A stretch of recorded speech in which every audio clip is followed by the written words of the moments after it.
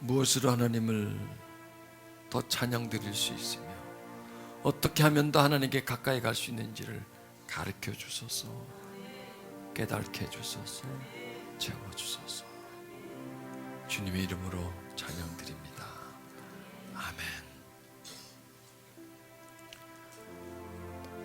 여러분, 대부분 중요한 일들은 우리가 모르는 사이에 다 진행됩니다. 우리가 잠을 자고 있을 때 그냥 잠만 자고 있는 것이 아니라 우리 정신, 심리, 신체 이런 부분들이 힘을 얻고 에너지를 보충합니다. 그거 우리는 몰라요. 그렇게 되고 있는지. 그냥 자고 일어났을 뿐인데 많은 것이 정리가 되어 있습니다. 그런 것처럼 우리가 살다 보면 우리도 모르는 사이에 무슨 일이 자꾸 진행이 돼요. 우리가 그냥 하루하루를 바쁘게 살잖아요. 저 보니까 전부 다 바쁘신 분들 같아. 얼굴도 보니까 바쁘게 살잖아. 그러다 열심히 살잖아. 그렇게 살다 보면 그렇게 사는 과정 속에 나도 모르게 세상이 내 속으로 자꾸 들어와요. 그래서 이 안에 응집이 돼요. 그리고 또 살다 보면 응집이 돼요. 그 세상이 점점 강해지는 거죠. 그럼 이걸 한 번씩 풀어줘야 돼요. 근데 이걸 풀 수가 없어요. 왜? 응집이 되면 영이에요. 그리고 그 영의 정신, 심리, 우리 신체가, 우리 삶이 지배를 받거든요. 그럼 그걸 풀 수가 없잖아요. 영이니까. 영은 우리가 어떻게 해볼 수가 없어요. 그러나 우리가 이렇게 찬양을 하는 사이에 하나님의 영이 우리 속에 임하거든요. 그러다 보면 우리 속에 응집되어 있는 이런 것들이 이렇게 풀어져요. 여러분, 많이 풀려졌어요. 그래서 이렇게 찬양을 해야 돼요. 그리고 또 말씀을 들으면서 또 풀어져. 거기다 또 기도받으면서 또 풀어져. 그러니까 다 풀어지는 거예요. 그냥 다 녹아버리는 거예요. 우리 속에 있던 세상들이 싹 녹아지고 다시 우리 속에 하나님이 가득히 채워지는 그런 상태를 오늘 만들어 가야 합니다. 그러니까 이 예배가 굉장히 중요한 거예요. 그냥 왔다가 가는 모임이 아니고 풀어주고 회복시켜주고 치유되고, 그거는 저도 마찬가지예요. 찬양하면서 저도 회복되고, 말씀을 드리면서 회복되고, 여러분과 같이 기도하면서 저도 회복돼요. 같이 회복되는 거예요. 왜냐하면 거기나 여기나 거의 똑같은 수준이거든요. 자, 에베소서 3장 16절에서 19절 말씀을 차근차근 따라가면서 이 말씀이 우리에게 어떤 내용을 이루시나, 또 이 말씀에 있는 더 깊은 뜻을 한번 찾아가 보도록 하겠습니다. 이렇게 말씀을 보면 전부 다 이 수학이에요. 공식이에요. 과학적 접근이에요. 그리고 모든 것들이 한 단계로 하면서 시작해서 끝에까지 뭔가 이루어져요. 그러니까 성경 전체를 보면 창세기 첫 장에서 요한계시록까지도 전체적인 하나의 드라마, 전체적인 어떤 하나의 틀이에요. 그것뿐만이 아니라 한 책도 마찬가지고요, 한 절도 마찬가지고요. 그 다음에 이렇게 그 절 속에 있는 많은 이런 그 문장들도 보면 역시 성경이 큰 틀이라면 아주 그 부분 하나의 틀로서, 그러니까 성경은 큰 틀이고 그리고 작은 틀로서 그 모든 그 틀에 다 채워져 있는, 그리고 그것으로서 우리에게 점점 가리키면서 우리를 그 말씀의 어떤 틀 속에, 공식 속에, 그 말씀의 요구 속에 우리를 이렇게 끌어들이는, 그래서 그 공식 속에 도형을 따라가면 서서히 우리에게 뭔가 이루어지고 새로워지는 그런 그 내용들을 볼 수가 있겠습니다. 자, 우리 같이 읽겠습니다. 하나님께서 크신 영광 가운데 성령을 통해 그분의 능력으로 여러분의 속사람을 튼튼하게 하여 주시기를 기도합니다. 믿음을 통해 그리스도께서 여러분의 마음 가운데 살아계시기를 기도합니다. 또한 여러분의 삶이 사랑 안에서 강하여지고 또 깊게 뿌리내려 모든 성도들이 그리스도의 크신 사랑을 깨닫게 되기를 기도합니다. 그분의 사랑이 얼마나 한없고 넓으며 얼마나 깊고도 높은지를 진정으로 깨닫게 되기를 기도합니다. 그리스도의 사랑을 어느 누가 잴 수 있겠습니까? 그러나 그 사랑을 체험하여 하나님의 충만함이 여러분의 마음속에 채워지기를 기도합니다. 이 말씀을 우리가 한번 이루어 보자고요. 한번 따라가면서 차근차근하게 이 말씀이 어떤 내용을 우리에게 피력하시나, 이 말씀이 우리에게 지금 어떤 게 다가오시나, 이걸 한번 따라가 봅시다. 자, 여기서 보면 이제 성령님을 통해서, 그래서 제가 이렇게 그 색깔을 좀 바꿔놨어요. 왜냐하면 그 부분들이 한 문단이기 때문에 그렇습니다. 성령님을 통해서 그분의 능력으로 여러분의 속사람을 든든하게 하게 하여 주시기를 기도합니다. 여기서 이제 성령님이 등장하시죠. 여러분, 성령님은 다 압니다. 누군지. 삼위일체 하나님이라는 걸 누구나가 다 알고 있습니다. 그런데요, 누구냐는 그렇게 크게 중요하지 않다 그랬죠. 누구냐 아는 것. 누구냐 이거야. 너는 누구냐? 난 나다. 끝이에요. 그렇죠? 여러분이 어떤 관공서나 어떤 법원이나 그런 데 들어갈 때는 신분증을 제시를 하라고 그러죠. 신분증을 딱 보고, 신분증을 제시하는 게 넌 누구냐, 그죠? 넌 누구냐. 그 신분증 보면 이 사람이 이 사람이구나, 이 사진이 이 사람이구나 확인하면 들어가면 돼요. 그러니까 누구냐는 그렇게 중요하지 않습니다. 몇 주 전에 하나님은 누구냐, 그렇게 중요하지 않아요. 하나님은 하나님이에요. 신이에요. 창조주예요. 중요한 것은 하나님은 무엇이냐, 어떤 역할을 담당하시느냐. 더 중요한 것은 그와 나의 관계는 무엇이냐 이거예요. 관계가 중요한 건 관계라고요. 이 관계가 중요한 겁니다. 아는 건 그렇게 중요하지 않아요. 여러분, 아는 사람 참 많아요. 옆집 사람, 앞집 사람. 요즘 옆집 사람, 앞집 사람 모르지만 그러니까 얼굴 보면 알아요. 우리 앞집에 살아, 우리 옆집에 살아, 우리 같은 동에 살아. 요즘 아파트 사니까 같은 동에 살아. 이걸 알아요. 근데 그 사람하고는 무슨 관계가 있죠? 아무 관계가 없어요. 그럼 그 사람을 아는 사람이 아니라 모르는 사람이에요. 그러니까 알기는 알지만 관계가 없는 사람이에요. 근데 또 관계가 있어요. 가끔 봐. 어느 정도 관계가 있어요. 같은 학교를 나왔어. 관계가 있어요. 그러면 그 관계가 거기서 끝이면 끝이에요. 역시. 그래서 이 믿음은 뭐냐면 아는 게 믿음이 아니고 관계가 믿음이에요. 그 다음에 믿음의 성장은 관계의 성장인 거예요. 관계의 성장. 성령님을 다 알아요. 아는데 어떤 관계냐, 그리고 그 관계가 깊으냐, 그리고 그 관계가 실질적이냐, 현실적이냐, 그 관계가 이전부터 계속해서 지금까지 이루어지고 있고 그 관계가 계속 앞으로 진행하느냐. 그런데 이전에서 오늘에서 다음에까지 이 관계가 똑같으냐, 아니면 예전에는 관계가 컸는데 관계가 쫄아졌느냐. 이것도 역시 그게 믿음의 크고 작음이거든요. 예전에는 그 관계가 이전보다 오늘보다 내일의 관계가 더 확대돼 간다면, 관계가 더 깊어진다면 우리 믿음도 거기에 따라서 상승하게 될 것입니다. 그래서 성령님을 아는 것 가지고는 큰 의미가 없고요. 무엇이냐 하는 것이 참 중요합니다. 무엇이냐 하는 것은 뭐냐면 어떤 역할이냐, 나하고 무슨 관계가 있느냐, 그리고 그 성령께서 그 관계를 통해서 나에게 뭘 행하시고 나에게 어떤 이득이 있느냐, 나의 어떤 유익이 있느냐, 어떤 도움을 날마다 주고 계시느냐 하는 것과 나는 어떤 도움을 그분에게 받아야 되느냐, 이런 것을 안 되면 관계는 더 가까워질 것이고 관계는 더 성장하게 되게 되어 있습니다. 그래서 왜냐하면 사람 같으면 자주 보고 밥 먹고 전화하고 이러면서 관계가 더욱더 형성되겠지만 하나님은 영이시거든요. 그다음 신이에요. 보이지가 않아요. 그리고 우리와 아주 멀리 떨어져 있어요. 가까우면 매우 가깝고 떨어져 있다면 또 멀리 떨어져 있고, 이게 한마디로 이걸 형용할 수가 없어요. 그러니까 그래서 하나님은 막연할 수도 있어요. 강감할 수도 있어요. 반대로 아주 뚜렷할 수도 있어요. 그 제가 여러분을 보는 것처럼 더 뚜렷해질 수 있어요. 아무리 사람과의 관계가 깊어지고 풍성해져도 하나님과의 관계에 비할 수가 없어요. 그러니까 잘못하면 사람과의 관계보다 훨씬 더 떨어질 수도 있고, 반대로 도저히 접근할 수 없는 그 깊은 관계까지 발전시킬 수 있는 게 하나님과의 관계예요. 상당한 차이가 있는 거죠. 그냥 하나님을 얼마든지 적당히 믿을 수 있고, 또 하나님을 뜨겁게 강렬하게 믿으려도 얼마든지 그렇게 믿을 수 있어요. 사람은 그렇지 않아요.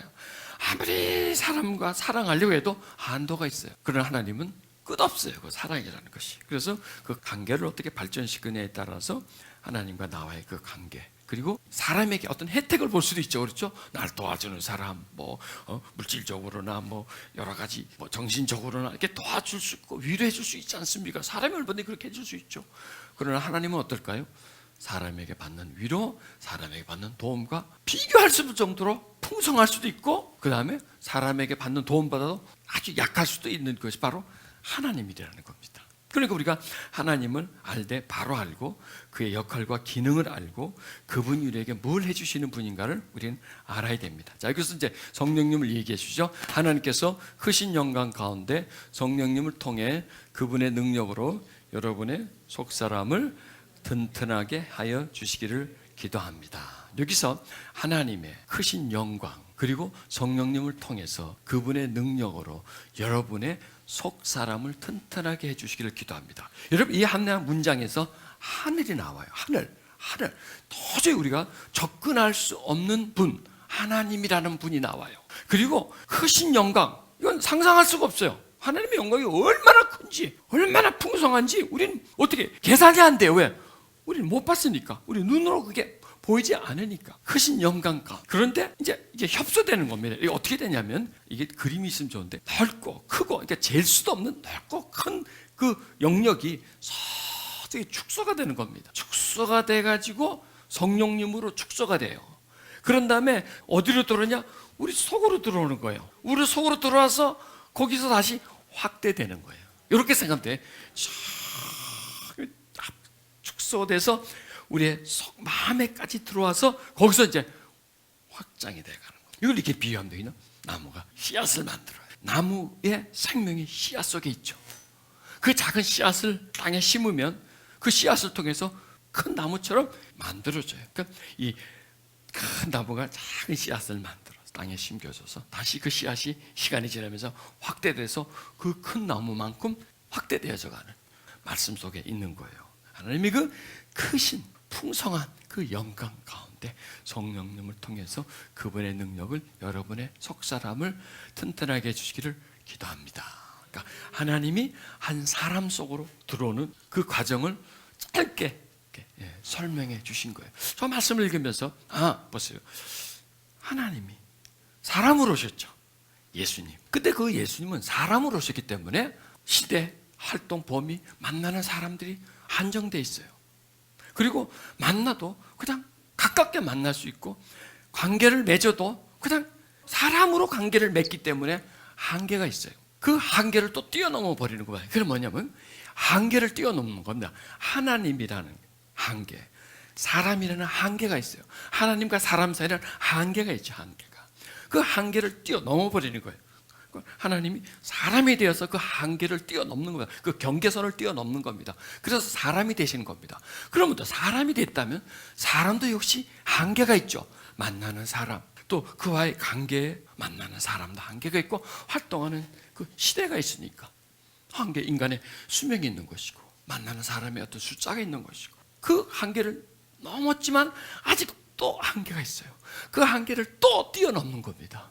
영으로서 모든 사람에게 올 수 있는 거예요. 어떤 시대의 사람이든 간에 올 수 있는 거예요. 남녀노소, 어떤 문화권, 어떤 시대를 뛰어넘어서 모두에게 줄 수 있는 것. 그 관계를 지금 이 말씀이 해주는 거예요. 그러니까 그 사이사이에 있는 모든 그 내용들은 저 속에 지금 함축되어 있어요. 하나님의 크신 영광, 그 예수 그리스도입니다. 그 영광이 성령님을 통해서 우리 속으로 들어오는 거예요. 우리 속에서 무슨 일을 하시냐? 나와 있잖아요. 속 사람을 튼튼하게 해주신다는 겁니다. 그럼 속 사람은 뭐지? 사람은 뭐고 속은 또 뭐지? 사람의 속이라는 거예요. 그럼 사람 속에 또 사람이 있나? 그 사람을 관장하는 사람이 있어요. 그게 바로 우리들의 마음이에요. 하나의 심령이에요. 근데 그 심령이 건강한가? 건강하면 튼튼하게 해줄 필요는 없겠죠. 그 심령이 병들어 있어요. 태어나면서부터 병들어 있어요. 그리고 또 살아가면서 병들어 있어요. 그리고 그 병든 사람이 내 전체 사람을 주관하기 때문에 그 병든 사람이 내 삶을 이끌고 가기 때문에 병든 삶을 살 수밖에 없는 거죠. 그 삶이, 그 사람이, 속에 있는 그 사람이, 병든 사람이, 죄로 물든 사람이, 상처가 가득 찬 사람이 나를 주관하기 때문에 말하게 하고 생각하게 하고 어떤 자극이 오면 반응하기 때문에 분쟁과 미움이 계속 일어나는 거죠. 갈등이 일어나는 거죠. 그리고 그 사람이, 그 속에 있는 사람이 그 사람 전체를 관장하니까 이미 병들었고 상처 입었고 죄로 물들었기 때문에 그 속 사람은 계속 죽어가는 거예요. 그리고 죽을 수밖에 없는 상태가 되는 겁니다. 그걸 예수 그리스도가 오셔서 죄의 문제를 해결해 주시고 그것으로서도 아직 끝나지 않았기 때문에 속 사람에게 성령께서 오셔서 우리들을 건강하게 풍성하게 만들어주는 그 일을 하시는 일을 계속 진행하고 있는 거예요. 그래서요, 하나님의 일이 예수 그리스도를 통해서 이 땅에 시작했고요. 하나님이 시작하셨고 그리스도가 그 진행하셨고, 그리고 예수님은 인간으로서 활동 범위가 있고 시점이 있고 거기서 끝나셨고, 그 다음에 계속 진행을 그 영이 이제는 각 사람 속에 들어가셔가지고 하나님의 일을 계속 진행하는 겁니다. 그 우리가 거기에 속해 있는 사람들이에요. 그러니까 지금 성령이 우리 속에 있는 것이고, 무엇을 하기를 원하시냐? 우리들의 속 사람을 건강하게 해주시는 일을 해주신다는 겁니다. 그러면 이 속 사람을 건강하게 해주는 게 뭘까? 어떻게 하면 건강하게 되는 것일까? 그리고 그 건강하게 된 어떤 표현이 뭘까? 하고 이제 그걸 한번 이제 찾아가 봐주는 겁니다. 서서히게요. 자, 그래서 이게 성령께서 그렇게 해주시면서 여기서 또 이런 말씀이 거의 같은 동일한 말씀인데요. 주 예수 그리스도의 은혜와 하나님의 사랑과 성령의 교통하심이 너의 무리와 함께 있음이시다. 여기서 은혜, 하나님의 사랑, 중요한 내용은 성령의 교통이라고 하십니다. 교통은 뭐냐? 교제, 친교, 이걸 말씀하는 겁니다. 그러니까 하나님이 사람과 친밀해지기 위해서 예수 그리스도로 사람으로 오신 거예요. 하나님께서. 그 다음에 사람으로 오셔서 그 사람과 더 친밀해지려고 사람 속으로 오신 거예요. 그러니까 하나님이 사람 앞에 오셨고, 그 다음에 하나님이 사람 속으로 오시는 건데, 그게 뭐냐? 교통이에요. 그게 친교예요. 서로 사귐, 너와 내가 사귐. 그러니까 이 관계의 가장 끝이 뭐냐면 교통이에요. 친밀해짐. 나를 너한테 주고 너를 나한테, 내가 너를 받는 거예요. 그러니까 서로를 주고받는 거예요. 어느 부분이냐? 전부를. 나도 너에게 전부를 주고 너도 나한테 전부를 다오. 여러분, 이게 관계의 끝입니다. 여러분, 사람은 그렇게 잘 안 되죠. 나를 전부 거기다 주고 그 사람 전부를 내가 소유할 수 있다. 그게 되나요? 부부간에도 잘 안 되는 것 같지 않을까요? 아무리 친구라도 날 전부를 줬는데 저놈은 안 줘. 싹 내 거 먹고 입 닦아버려. 돈 빌려달라 그래놓고 빌려주면 그냥 그러고 싶어서 아닌데 하다 보니까 그렇게 돼버리는 거죠. 사람은 전부 주지 않아요. 나도 안 주는데 그쪽에서 날 주겠습니까? 일부분만을 주고 일부분만 받아요. 그런데 하나님은 그렇지가 않아요. 관계의 가장 그 정점이라 그럴까요? 하나도 안 남기고 아까워하지도 않고 감추지도 않고 다 내주는 거예요. 그 다음에 자, 내도 다 줬으니까 너도 나한테 다 다오. 근데 잘못 들으면 다 다오 그러면 재산을 얘기하는데, 뭐 재산이 아니에요. 너의 마음을 다오. 내가 너에게 이렇게 사랑해 주지 않았느냐? 그랬으니까 너도 나한테 또 사랑을 다오. 그래서 세상에 있는 것들을 사랑하지 말고 나를 사랑해라. 하나님은 그렇게 말씀할 수 있는 자격이 있는 분이죠. 우리를 사랑하지도 않아놓고 나를 사랑하라 그렇게 하지 않아요. 조금 사랑해놓고 많이 사랑해라 그러지 않아요. 그냥 위에서 다 털고 모든 걸 아끼지 않고 다 주시고 사랑하면서 너도 나를 그렇게 사랑해라. 이게 관계의 정점입니다. 그래서 그 관계로 올라가는 게, 그 관계를 점점 성장해 가는 게 그게 바로 믿음이에요. 믿음이에요. 그게요. 그 관계가 점점 올라가는 게, 더 사랑하는 게, 더 사랑하는 게, 나를 더 드릴 수 있는 게, 성령께서 왜 우리 속에 오셨느냐? 우리와 교통을 하시는 겁니다. 교통을 함을 통해서, 그러니까 이게 교통하심이 너희 무리와 함께 있을지어다 이렇게 되셨잖아요. 이 교통하는 목적이 뭔지 아세요? 우리와 교통하는 목적은 하나님의 사랑을 알게 해주기 위해서. 교통하는 목적은 그리스도의 은혜가 얼마나 가치 있는 것인지를 알게 해주기 위한 교통이에요. 그게요. 그건 우리가 모르거든. 이건 우리가 눈에 보이나? 손에 만질 수가 있나? 하나님의 사랑, 그냥 하나님의 사랑인 줄 알고, 그리스도의 은혜, 그냥 은혜라고 알고 있는데 그 사랑은 깊고도 풍성하고요. 그리스도의 은혜는 놀랍지 않습니까? 이게 언어로 표현이 안 되는 건데, 언어로 설명할 수 없고 어떻게 특별히 뭘로 가르칠 수 없을 때는 마음으로 깨닫는 거예요. 마음에서 느끼는 거예요. 내 영혼이 경험하는 거예요. 그거는 내가 할 수가 없어요. 사람이 시켜줄 수 있는 게 아니에요. 그리고 그거는 그냥 머리로 하는 게 아니라 가슴으로 하는 거예요. 이 심령으로 하는 거예요. 그렇게 하려니까 성령이 우리 속에 들어와야 돼요. 들어와서 교통을 해줘야 돼요. 그리고 가르쳐줘야 돼요. 하나님의 사랑에 대해서, 그리스도의 은혜에 대해서 나한테 가르쳐주는데, 이 가르침은 뭐 들리게 하는 게 아니고요, 뭐 칠판에 써가지고 이렇게 갖다 알았니 하고 이렇게 가르쳐주는 게 아니라 마음에서 깨닫게 해주는 거예요. 느끼게 해주는 거예요. 경험하게 해주는 거예요. 내 속에 채워주시는 것이, 그 일을 하시기 위해서 성령이 우리 속에 오셨다 하는 거예요. 그게 하나님의 진행이에요. 그래서 하나님이 예수 그리스도로 오셔서 우리를 위해서 죽어주셔서 진행이에요. 근데 죽어주시고 끝 하면 진행이 아니라 끝이에요. 성경이 어떤 경전처럼 그냥 성경으로 기록만 돼 있고 그랬다면 그건 끝이에요. 교제가 없게 돼요. 그런데 성령이 오시면서 진행하는 거예요. 그래서 계속 진행하는 거예요. 그래서 하나님의 그 역사는 지금도 저와 여러분 속에서 지금 진행하고 있는 겁니다. 그 교통하심이 계속 교통이 있으면서 우리를 하여금 점점점 하나님께 이렇게 다가가게 만드는 거죠. 자, 그렇다면 이제 거기까지는 됐어요. 그럼 그 다음에 뭔가 그 튼튼하게 우리 속 사람을 건강해 해주시는 것이 뭔가, 어떤 것이 건강한 건가? 건강의 목적은 뭐냐? 자, 같이 읽겠습니다. 믿음을 통해 그리스도께서 여러분의 마음 가운데 살아계시를 기도합니다. 그러니까 성령이 우리 속에 오셔서 우리를 강건하게 하는 게 어떤 목적인가? 답이 나오죠. 믿음이라는 겁니다. 아까도 말씀드렸죠. 관계의 크기가 믿음의 크기다. 그런데 사람과의 관계는 내가 막 노력하고, 저 사람도 나한테 노력해서 이렇게 막 교제하고 만나면 이렇게 신뢰가 커지는데, 하나님은 안 보이는 분이니까 아무리 알려고 해도, 관계를 더 깊이 하려고 해도 안 돼요. 왜? 영이고 우리는 육이에요.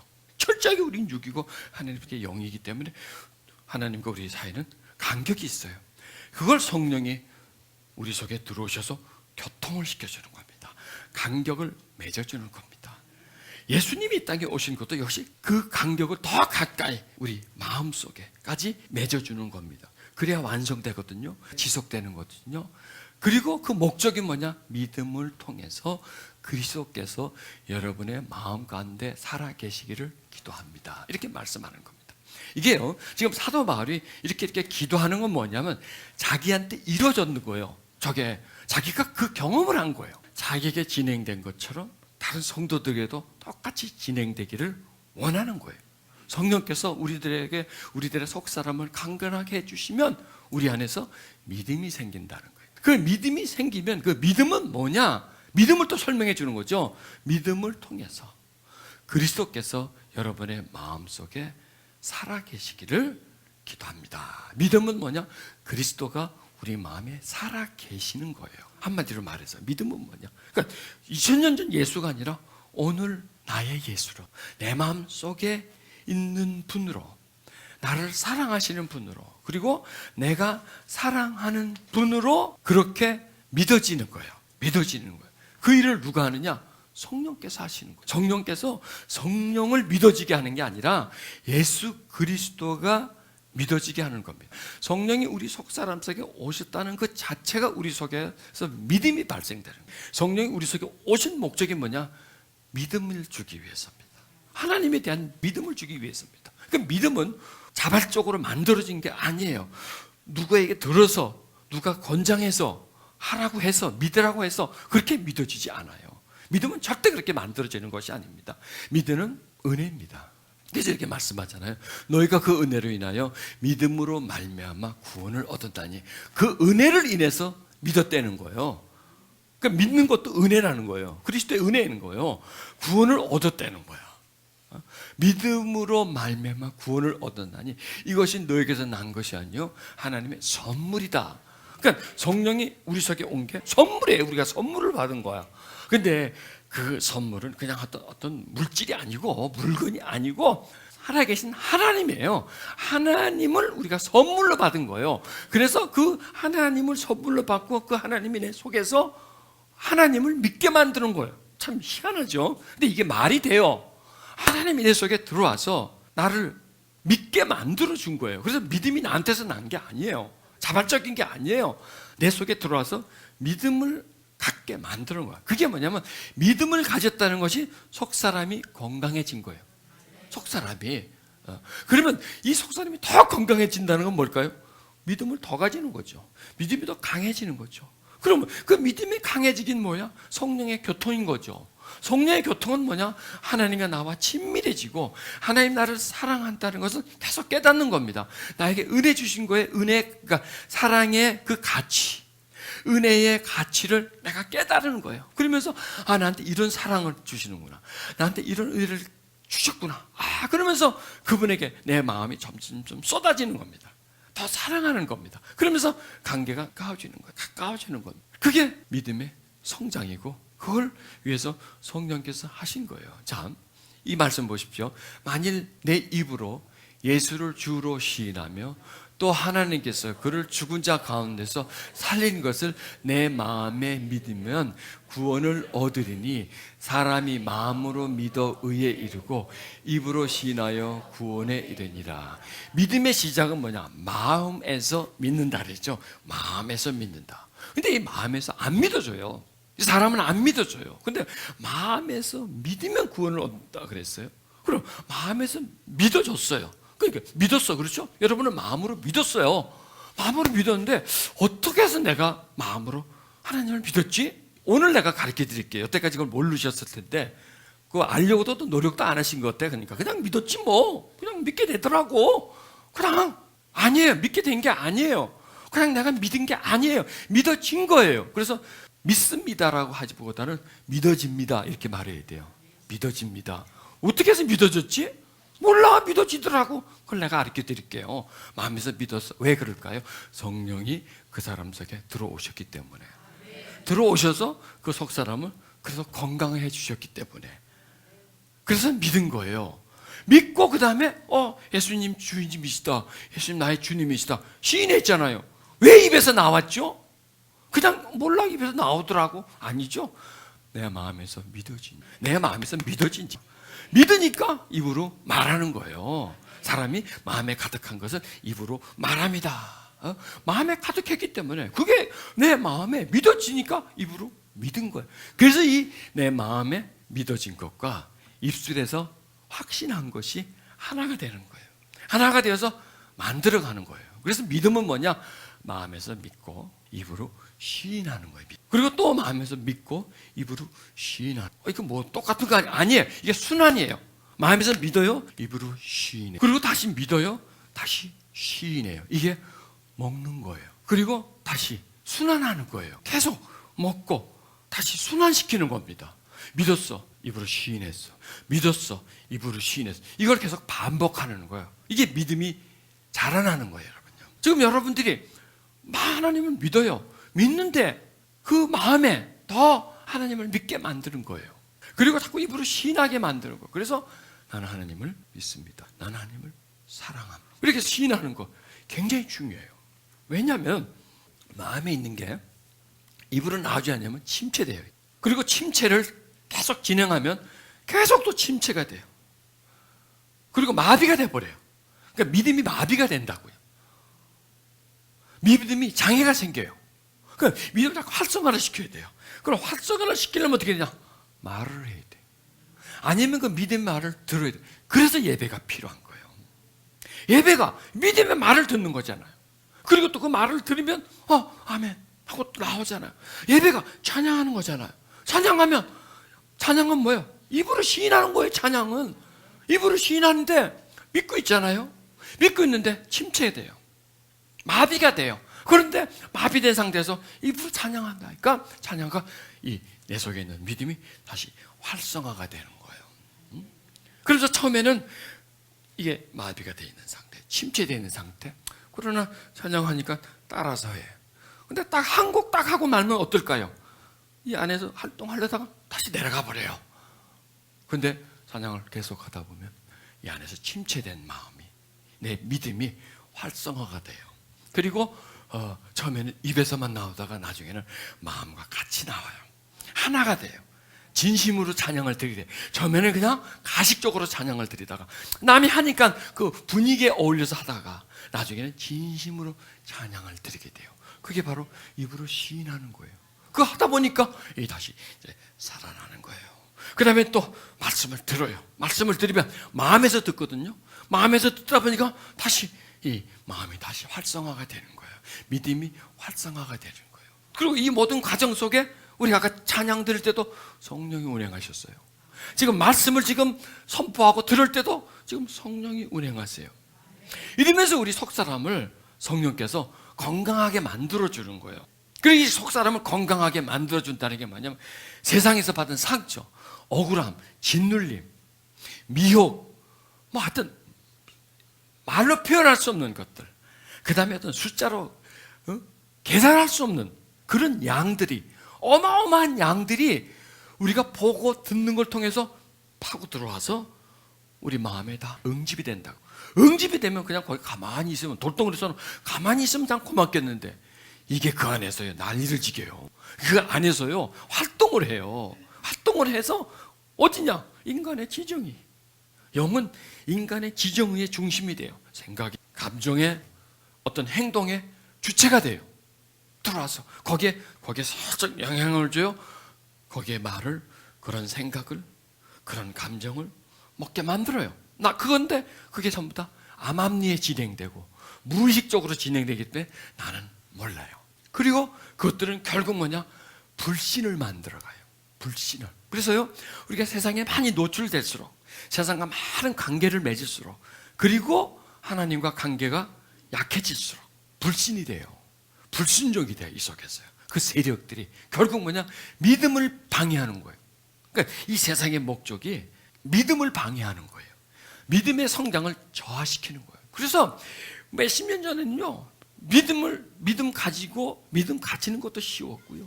그 다음에 믿음의 성장도 굉장히 이렇게 빨랐는데, 지금은 믿음이 침체기지 않습니까? 그건 뭐냐? 세상은 강렬해졌는데 우리들의 예배는 옛날보다 더 약해져 버린 거예요. 모임의 횟수도, 예배의 시간도, 예배의 열정도 전부 다 예전보다 떨어지고 세상은 강해지니 당연히 그렇게 될 수밖에 없는 거죠. 마음으로 믿는 것, 그것을 다시 입으로 시인하는 것, 또 마음으로 믿는 것, 입으로 시인하는 걸 계속 순환을 많이 시켜요.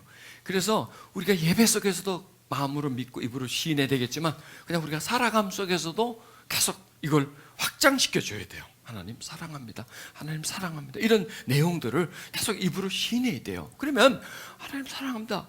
하나님 사랑합니다 하면 그냥 입술에서 나오지만 나중에 가슴에서 나와요. 이게 연결이 되게 돼 있어요. 그러니까 세상에 살다 보면 자연스럽게 세상을 사랑할 수밖에 없어요. 왜? 눈에 보이는데, 감각적인 건데. 그 사랑하게, 그리고 끌려가게 돼요. 그리고 그 얘기를 자꾸 하게 돼요. 그 말을 본 거, 드라마 보고 나면 드라마 본 얘기밖에 안 하잖아요. 드라마 본 얘기, 줄거리, 다음에 어떻게 될까 또 그래. 그러니까 그 얘기를 자꾸 할 수밖에 없어요. 그 얘기가. 그런데 그 얘기를 끊어버리고 하나님 사랑합니다. 내가 혼자 고백을 하면 이 속에서 하나님의 사랑이 우리 속에 올라오는, 그래서 마음으로 믿는 것만 가지고 중요한 것이 아니라 입으로 시인하는 것, 이것이 구원이라고 하는 열매, 어떤 결과를 만들어간다 하고 그걸 이제 말씀해 주는 겁니다. 그래서 이런 말씀하죠. 성령이 친히 우리 영으로 더불어 우리가 하나님의 자녀인 것을 증거하신다는 겁니다. 자, 여기서 어떤 자기의 어떤 정체성을 말하는 겁니다. 정체성. 자, 우리들은 누구죠? 엄마잖아요. 엄마, 아빠. 직장에서는 뭐 사장님, 과장님, 뭐 이렇게 우리들의 정체성이 집에 있을 때, 밖에 있을 때 다 달라요. 한마디로 말해서 우리 정체성은 딱 두 가지입니다. 세상의 사람, 하나님의 사람이에요. 엄마, 아빠, 사장님, 과장님, 뭐 부장님, 이건 전부 다 세상의 사람, 육체, 인간으로서의 정체성이고, 또 다른 우리의 영적 정체성은 하나님의 자녀가 영적 정체성입니다. 그런데 이 영적 정체성이 강하냐? 아니면 세상적, 인간적, 인간관계적, 이게 뭐냐면 정체성이 뭐냐? 이것도 역시 관계라는 겁니다. 나하고 세상과 아무 관계가 없으면 나는 존재가 아니에요. 아무 관계가 없다면. 그런데 관계를 통해서 내 정체성이 나오는 거죠. 엄마 불러주니까 내가 엄마지. 사장님 불러주니까 내가 사장이지. 누군가 나에게 불러주니까 나하고 관계를 맺었기 때문에 그 관계가 바로 나의 정체성이고, 그 관계가 그 사람과의 중요함이죠. 그리고 내가 어떤 관계를 중요히 여기느냐에 따라서 내 삶의 영역은 그 부분이 되는 거예요. 가정이 되는 거고, 뭐 직장이 되는 거고, 그렇게. 자, 그래서 여기서 정체성은 이제 여러 종류가 있는데 이걸 구분하면 하나님에게서의 정체성, 세상에서의 정체성이라는 겁니다. 자, 보십시오. 성공하려고 해요. 그래서 어디에서 정체성을 찾으려고 그러죠? 왜? 돈을 많이 벌려고 그래. 유명해지려고 그래요. 어디서 지금 나의 정체성을 올리는 거죠? 세상이라는 겁니다. 세상에서 내 정체성을 더 뚜렷하게 하려는 겁니다. 내가 많은 소유를 가짐으로 인해서 내 돈을 많이 벌리는 게 뭐냐? 많은 소유를 통해서 내 정체성을, 나에게 돈 많은 사람이라는 거야. 내 이만큼이 있다. 왜 좋은 옷을 입죠?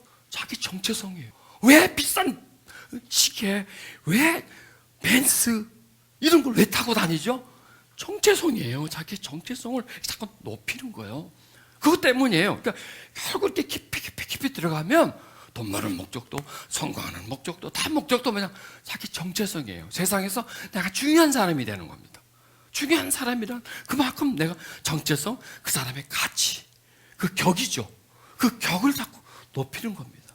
소유를 내가 많이 함으로 인해서, 내가 많은 소유를 가짐으로 인해서 자기 소유 목적이 뭔가요? 그게 자기 정체성을 계속 높이는 거죠. 그런데요, 이게 인간의 모든 무의식 속에서 진행되기 때문에 우리가 그냥 그렇게 하는데, 이게 왜 그렇게 되냐? 아담과 하와로부터 들어가는 거예요. 거기서부터 나오는 거예요.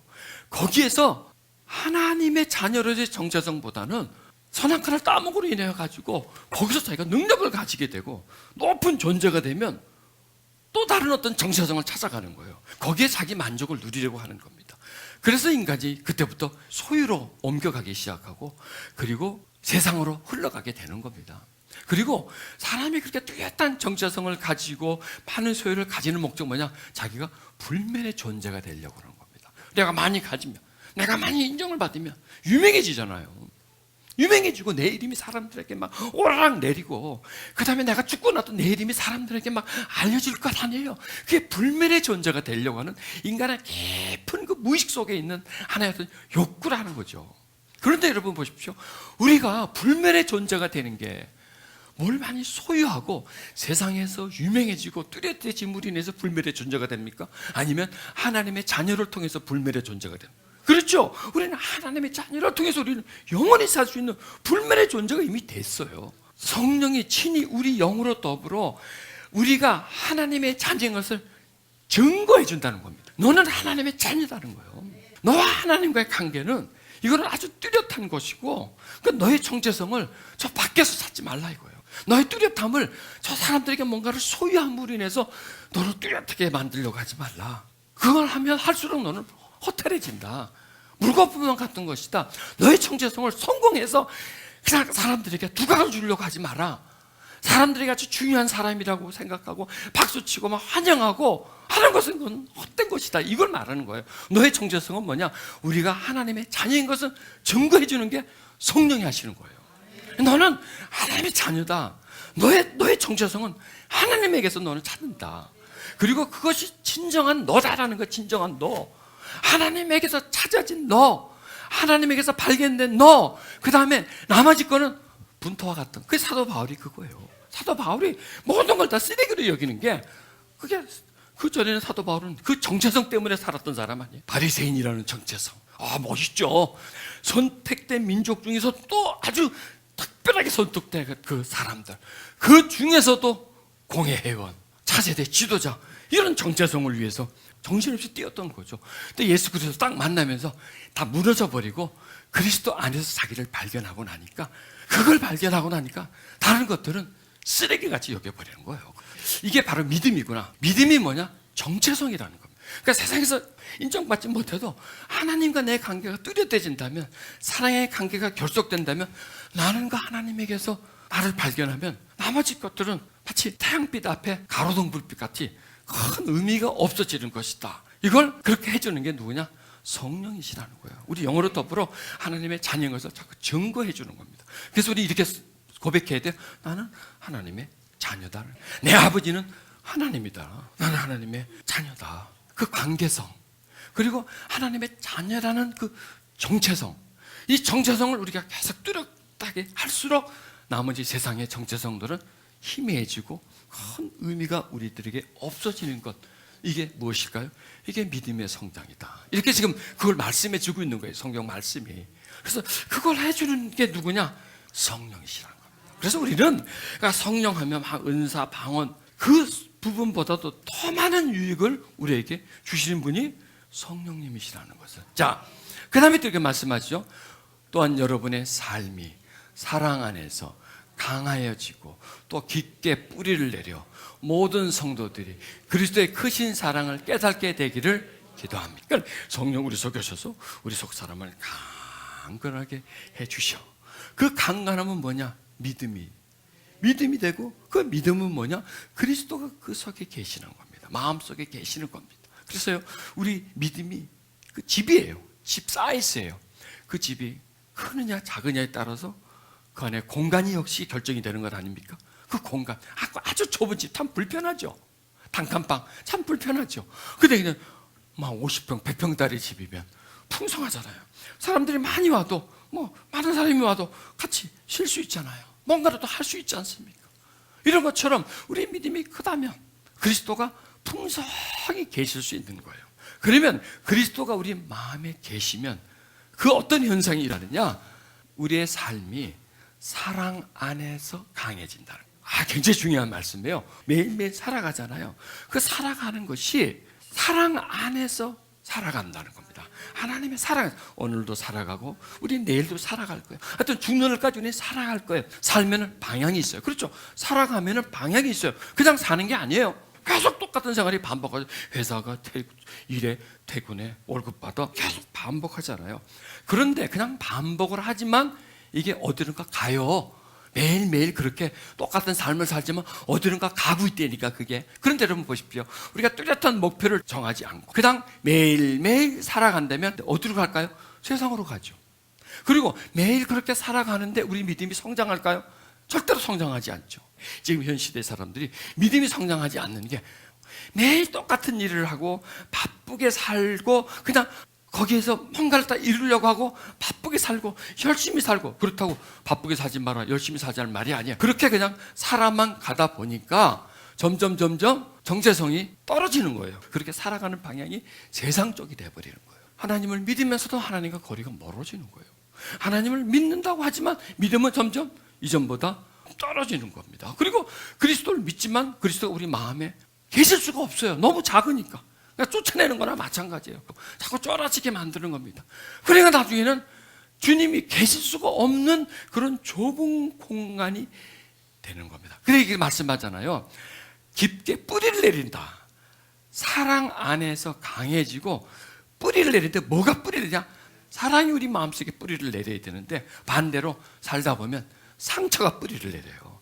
절망과 탄식이 뿌리를 내려요. 고통과 두려움이 뿌리를 내려버려요. 미움과 억눌림들이 뿌리를 내려버려요. 왜? 세상이 그렇게 만들어버리니까. 그래서 계속 우리 마음에 계속 미움과 원망과 절망이 뿌리 내림으로 해서 상처는 점점 깊어지는 거예요. 그게 속사람이 병들어가는 거죠.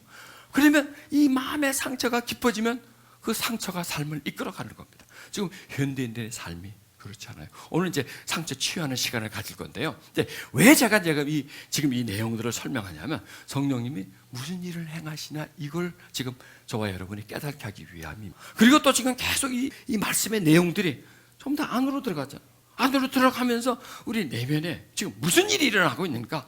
또 세상에 사는데 그냥 세상에 살지만 세상은 지금 우리 속을 자꾸 점령해 가고 있거든요. 우리 지정의를 계속 점령해 가고 있고 우리 내면에 계속 촉수를 뻗쳐가고 뿌리를 자꾸 내린단 말이에요. 이게 중요한 거예요. 뿌리를 계속 내려요. 뿌리를 내려간다는 건 뭐냐면 그 사람을 소유하는 거예요. 깊이로 들어가니까 마음속으로 들어가 버리니까 들어가서 이 마음을 점령을 해버려요. 포로가 되는 거예요. 노예가 되는 거예요. 모든 일들이 암암리에 계속 진행되고 있는 겁니다. 그래서 여러분 세상을 뚜렷하게 알려면 세상의 중심을 알려면 성경을 봐야 돼요. 성경의 내용들이 세상에 지금 무슨 일을 하고 있는가를 우리에게 가르쳐줘요. 하나님이 이런 일을 하신다. 반대로 세상도 그런 일을 한다. 왜? 영이기 때문에. 영은 마음속에 들어가요. 뿌리를 점점점 내려요.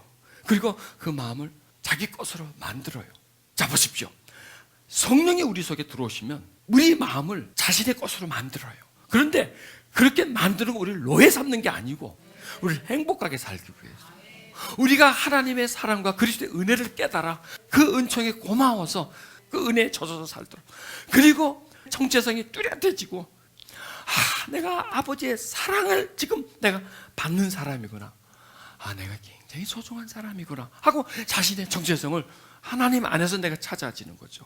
그런데 그게 진행이 안 되면 세상은 무엇이냐? 똑같아요. 우리 속으로 파고 들어와 뿌리를 자꾸 내려.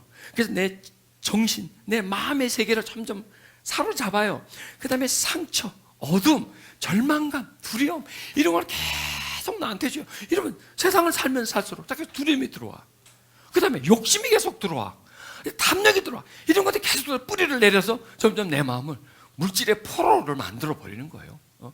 욕심의 존재로, 욕망의 존재로 나를 만들어 버리는 거예요. 그리고 내가 좋아하게, 모든 걸, 많은 걸 좋아하게 만들고 그거 위에서 살도록, 거기에 그냥 정신 팔려 살도록 그렇게 만들고, 나의 정체성을 세상에서 어떤 소유를 통해서, 어떤 위치를 통해서, 어떤 성공이라는 걸 통해서 나의 정체성을 거기에 발견하게 만드는 겁니다. 그럴수록 점점 우리는 교만해져요. 병들어져요. 점점 죄악으로 물들어가요. 그리고 하나님과 계속 멀어져 가요. 왜? 하나님과의 정체성보다 세상의 정체성이 더 소중하거든요. 그게 더 폼나거든. 한마디로 말해서 그게 더 폼나니까 매력적이거든. 그게 다 사람의 박수를 받고 내가 높임을 받고 하나님처럼 대접을 받지 않습니까? 왜 사람들이 성공하려고 그래요? 너 잘한다고 박수 쳐주고 막 일단 속은 안 그럴지 몰라도 잘났다 그래 주잖아. 왜? 그래야 뭔가를 얻어먹으니까. 왜? 권력이 있으니까 하나님처럼 되려고 하는 거야. 그게 아담과 하와에서부터 생긴 겁니다. 그렇게 해서 자기 정체성을 막 떠올리는 겁니다. 그건 뭐예요? 머리에 왜 집 짓는 거죠? 비누 거품과 같은 거죠. 어느 시간이 되면, 어느 한계가 되면 턱 터져버리고 그냥 꺼져버리는 겁니다. 그래서 모든 세상의 영광, 모든 권력, 모든 이런 성공, 이런 것들이 한 시대를 못 가잖아요. 잠깐 부풀렀다가 푹푹 꺼지면 많아요. 교도소 가잖아요. 그 정체성 때문에. 요즘 신문지상에 나오는 것들, 부정행위 뭐 이런 것들 보면요, 이게 전부 다 정체성이에요. 세상이 이용하는 거예요. 세상에 사용당하고 부품이 되는 거예요. 그래서 이 소유로 나가면 결국 그 사람이 부품이 되어버리는 겁니다.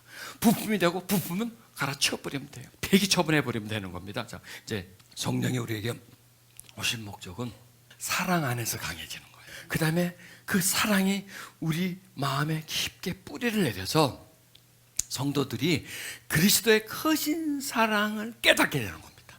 이거예요. 우리가 그 예수님의 크신 사랑, 무한한 사랑을 깨닫는 겁니다. 체험하는 겁니다. 이게 전부 다 마음으로 되는 겁니다. 이건 말로 들어서 되는 게 아닙니다. 성령의 역사를 통해서, 성령의 운행을 통해서 그런 일들이 우리 속에 서서히 진행되는 겁니다. 우리가 이걸 아는 겁니다. 성령님, 성령님은 우리 속에 들어오신다. 그리고 우리 속에 들어오셔서 성령이 활동하시고 역사하시는데, 그 역사하심이 우리 속 사람을 강하게 만드신다. 그럼 속 사람이 강한 것이 뭐냐? 그게 바로 믿음이고, 그 믿음은 뭐냐? 그리스도가 우리 마음에 계시는 것이고, 우리 마음에 계시면 그 계심으로 인해서 그 그리스도의 사랑이, 그리스도는 왜냐하면 사랑이시기 때문에, 그 사랑이, 그리스도는 하나님의 사랑이시기 때문에 사랑이 우리 안에서 점점 강해진다. 그리고 우리에게 뿌리를 내린다. 이렇게 뿌리를 내리면서 계속 우리는 깨닫는다. 그 부분을 깨닫는다. 그리고 또 믿는다. 그렇게 믿는다. 그러면서 우리 믿음이 점점 더 강해지는 하나의 어떤 에너지를 만들어가는 겁니다. 여러분, 밥이 무슨 힘이 있어요? 그냥 밥이 음식일 뿐이에요. 근데 그 음식이 사람 몸에 들어가서 소화되고 흡수되면 그거 먹고 배불러, 힘나네 이제, 이런 말을 한단 말이에요. 그 밥이 무슨 힘이에요? 음식인데. 음식이 무슨 힘이에요? 그 음식만 가지고는 아무 힘이 없죠. 그 음식을 섭취했을 때, 나한테 들어왔을 때 힘을 먹은 거지, 에너지를 먹은 겁니다. 에너지를. 마찬가지예요. 성령님도 성령님하고 나하고 딱 분리가 되어 있으면요, 아무 의미가 없어요. 그냥 성령님이에요. 나는 나예요. 근데 그 성령님이 내 속사람, 내 속에 들어와. 그러면 이 속에서 성령님은 지금 이 말씀의 진행처럼 그렇게 일을 진행해지는, 그리고 그리스도의 크신 사랑을 깨닫는 것. 그래서 내 안에서 그리스도가 계시게 만들어줘요. 그리스도가 계시게 만들어줘요. 그러니까 성령님은 처음에는 추상적인데 점점 현실이 돼버려요. 실체가 돼요. 그리고 성령님 우리 속에 들어오셨다. 그거는 과거예요. 과거인데 지금 그리스도의 사랑을 깨닫는다. 지금 사랑의 뿌리를 내린다. 이거 뭐 현재란 말이에요. 성령님은 물질로 보면 무예요. 그런데 내 속에서 점점 역사하시면 유가 돼요. 뚜렷해져요. 처음에는 아무 무기력한 것 같지만 점점 파워가 되는 겁니다. 그래서 그 사람을 움직이는 그런 어떤 역사가, 베드로가, 요한 이런 사람들 오순절 이전에는 아무 힘이 없는 사람이었어요. 그냥 비실비실한 사람이 됐어요. 그런데 성령이 그 사람들 속에 오니 이상한 일이 일어나잖아요. 변하잖아요. 담대해지잖아요. 용감해지잖아요. 두려워하지 않는 사람이 되지 않습니까? 그게 왜 그럴까요? 성령이 그 사람들에서 그렇게 진행이 되는 거예요. 사도 바울 막 길길이 날뛰도 그런 사람에게 성령이 탁 들어가니까 양같이 순해지지 않습니까? 그리고 나 세상을 향해서, 세상의 정체성을 향해서 막 뛰어가던 사람이 성령이 들어오시니까 전혀 다른 방향의 삶을 살아가잖아요. 아, 이분이 바로 성령님이다. 그래서 오늘 이 말씀 뭐냐? 성령님의 재발견이에요.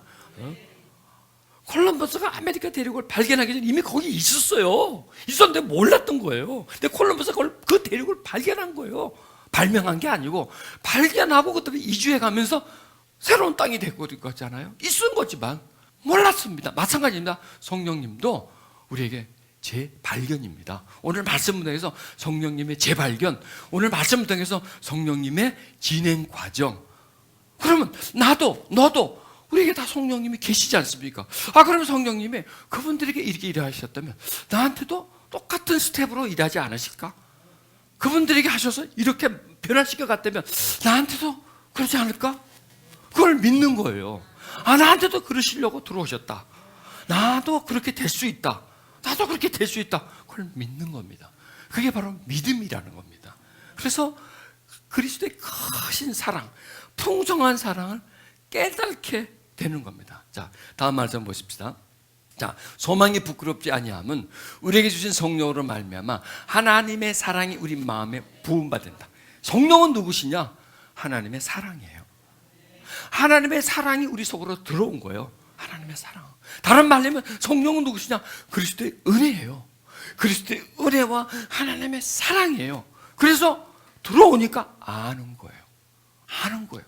여러분, 음식 맛은 내 앞에 아무리 음식이 있어도 그 맛을 몰라요. 먹어봐야 알아요. 그리고 음식의 효과는 맛은 먹어봐야 알고 음식의 효과는 먹은 후에 알아요. 그걸 먹었더니 배탈 났어. 맛있게 먹었는데 배탈 났어. 그게 효과죠. 맛있게 먹었는데 어우 힘이 나, 몸이 좋아졌어, 건강해졌어. 그게 효과죠. 그 맛은 먹어봐야 알고 효과는 먹은 후에 나타나는 겁니다. 마찬가지입니다. 하나님, 예수 그리스도, 그거는요 배워서 하는 게 아니라 먹어봐야 돼요.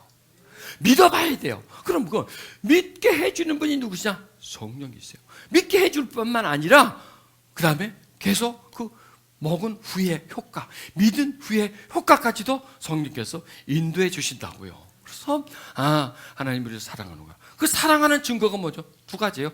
예수 그리스도가 이 땅에 오신 거예요. 그 다음에 그것보다 더 확실한 증거를 좀 보여줘. 그 영이 내 속에 오신 거예요. 그래서 그 영으로 인해서 예수 그리스도를 믿게 된 거예요. 그게 하나님의 사랑이에요. 그것보다 더 큰 사랑이 없어요. 그게 뭐냐? 사랑의 씨앗이에요. 그게 다가 아니에요. 사랑의 시작이에요. 그 사랑을 점점 발전시켜 가면 이제 처음에는 그랬어? 이론적이죠. 하나님이 아들을 보냈어. 그게 나를 사랑하는 증거야. 그 아들의 영을 나한테 줬어. 그게 사랑하는 증거야. 그거는 시작일 뿐이에요. 그건 이론일 뿐이에요. 그걸 믿는다면, 그것을 확신한다면, 그것에 어떤 집중한다면, 그 사랑을 내가 확신한다면 사랑은 이제 커져요. 점점. 왜? 씨앗이기 때문에. 씨앗은 가만히 가지고 있으면 그대로 멈춰 있어요. 100년이 가도 그대로 멈춰 있어요. 그러나 씨앗을 심으면, 물을 주면, 햇볕을 비춰주면 씨앗은 씨앗으로 있지 않아요. 씨앗이 안에서 터져 나와요. 그 속에 생명체가 밖으로 나와. 그리고 뿌리를 내려. 그리고 막 자라나, 막 풍성해져. 실체가 나타난다는 거야. 씨앗 자체는 아주 작은 실체예요. 있으나마나한 실체예요. 그러나 그 씨앗이 뿌리를 내리고 뻗쳐나가면 그거는 있으나마나한 실체가 아니라 뚜렷한 실체죠. 강력한 실체가 되는 거죠. 나중에는 땅을 다 점령해버려요. 땅을 딱 점령해버려요. 다 땅을 점령한 실체. 그게 바로 성령이 우리 속에 들어오셔서 우리 속에 들어오시는 것만 있을 뿐만 아니라 거기서 하나님의 사랑을 우리 속에 부어주고 그 다음에 그 사랑이 파고 들어가네. 우리 마음속으로 계속 마음속으로 파고 들어가. 사랑이. 그러면 우리는 사랑을 느껴요. 예, 내 마음속으로 파고 들어오니까. 사랑을 아는 건 머릿속에서 아는 거예요. 그러나 사랑을 느끼는 건 가슴속에서 느끼는 거예요. 그 사랑을 내가 느껴. 사랑을 경험해. 그게 치유예요. 치유는 사랑이 내 마음속에, 그럼 그게 치유되는 거예요, 여러분. 사랑이 내 마음속에 생겨. 가슴이 자꾸 사랑하는 마음이 생겨. 하나님 사랑하는 마음이 생겨. 그 사랑의 힘이 나중에 용서가 나오고요. 그 사랑으로 인해서 절망 가운데 소망을 가지게 되고, 불순종하려고 하는데 순종하는 힘이 나고요. 근데 그 사랑으로 인해서 이제는 막 그런 여러 가지 힘들이 막 나오는 거예요.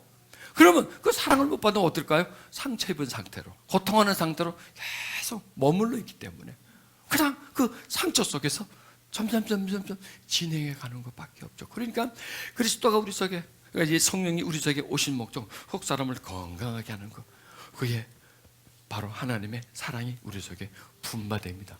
오늘 우리는 사랑의 실체를 발견해야 됩니다. 그 사랑의 실체를 통해서 내 마음이 녹아지는 것을, 내 속에 얼음장 같은 그 딱딱한 마음들이, 돌짝 같은 내 마음들이 부드러워지는 것, 자유해지는 것, 평안해지는 것, 하나님의 사랑을 느끼는 것. 아까도 말씀드린 것처럼 나라는 존재의 정체성을 저 세상에서의 정체성이 아니라 하나님에서 앞에서의 나의 정체성, 자녀로서의 정체성.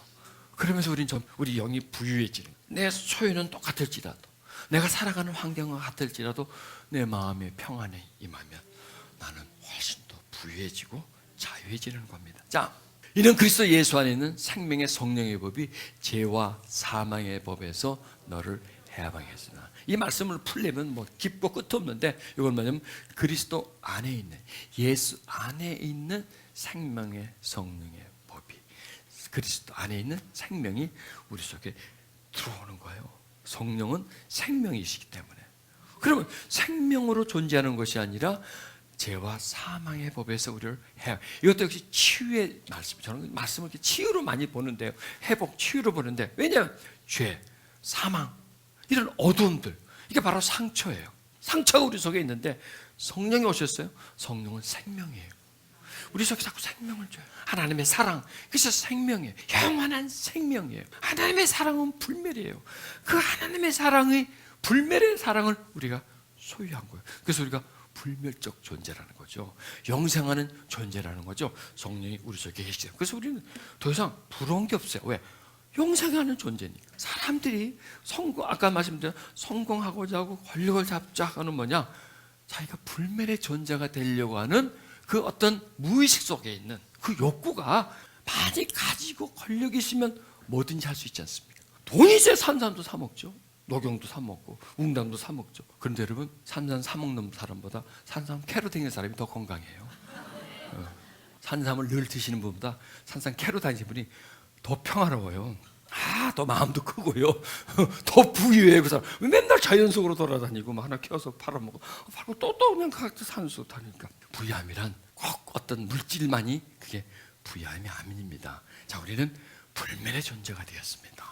뭔가를 소유함으로 인해서 어떤 존재가, 어떤 뭔가의 어떤 위치가 있음으로 인해서 내 이름이 떨쳐지고, 말은 죽어 가족 남기고 사람 죽어 이름 남겨서 내 이름이 불멸해, 그런 거 아무 소용없는 거죠.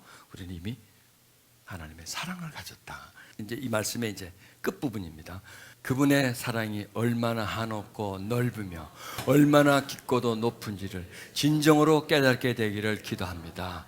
그리스도의 사랑을 어느 누가 잴 수 있겠습니까?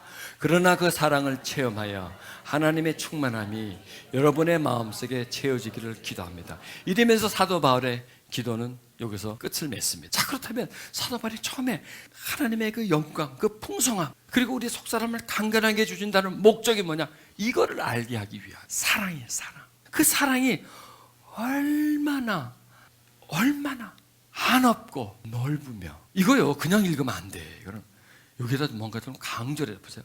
그분의 사랑이 얼마나 한없고 넓으며 얼마나 깊고도 높은지를 진정으로 깨닫게 되기를 기도합니다. 야, 사도 바울은 깨달았어요, 안 깨달았어요? 이걸 깨달은 거예요. 사도 바울 이걸 깨달은 거예요. 이걸 깨달으니까 사도 바울에게 모든 것이 배설물처럼 여겨지는 겁니다. 그 깊고 풍성한 사랑, 넓고 높고 깊은 사랑. 이거는 말이, 이 질문이요, 이분이요 말로 표현을 못해요. 그렇다고 그림을 그리라고 해도 이게 어떻게 그릴 수도 없고, 말로 어떤 언어로도 그 사랑을 설명할 수가 없어요. 여러분, 사람과의 사랑은 이렇게밖에 설명 못하나요? 사람과의 사랑은요 얼마든지 단 몇 자로 그냥 한 문장으로 얼마든지 설명할 수 있어요. 그러나 그 하나님의 그 풍성하고 넓고 큰 사랑을, 이거는 설명이 안 돼요. 이건 뭐냐? 깨달아라. 자, 그리스도의 사랑을 어느 누가 잴 수 있겠습니까? 그러나 그 사랑을 체험하여 하나님의 충만함이 여러분의 마음에 채워지기를 기도합니다. 여기서 그 사랑을 체험하라. 그 사랑은 이해하는 게 아니다. 체험해야 된다. 그 다음에 체험하면 채워진다는 거예요. 이 문장이 아주 기가 막혀요. 네가 체험하면 너한테 채워진다. 체험과 체험.